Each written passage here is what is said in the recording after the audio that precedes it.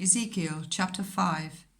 Now, son of man, take a sharp sword and use it as a barber's razor to shave your head and your beard. Then take a set of scales and divide up the hair. When the days of your siege come to an end, burn a third of the hair inside the city. Take a third and strike it with the sword all around the city, and scatter a third to the wind. For I will pursue them with drawn sword. But take a few hairs and tuck them away in the folds of your garment. Again, take a few of these and throw them into the fire and burn them up. A fire will spread from there to the whole house of Israel. This is what the sovereign Lord says. This is Jerusalem, which I have set in the center of the nations, with countries all around her. Yet in her wickedness she has rebelled against my laws and decrees more than the nations and countries around her. She has rejected my laws and has not followed my decrees. Therefore this is what the sovereign Lord says. You have been more unruly than the nations around you, and have not followed my decrees or kept my laws. You have not even conformed to the standards of the nations around you. Therefore this is what the sovereign Lord says.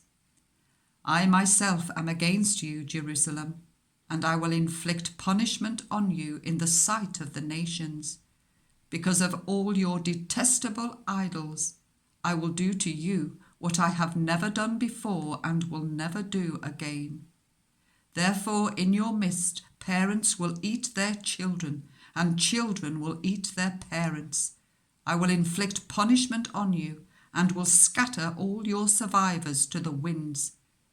Therefore, as surely as I live, declares the sovereign Lord, because you have defiled my sanctuary with all your vile images and detestable practices, I myself will shave you.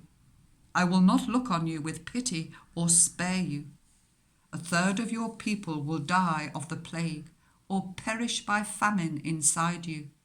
A third will fall by the sword outside your walls, and a third I will scatter to the winds and pursue with drawn sword. Then my anger will cease, and my wrath against them will subside, and I will be avenged. And when I have spent my wrath on them, they will know that I, the Lord, have spoken in my zeal. I will make you a ruin and a reproach amongst the nations around you, in the sight of all people who pass by.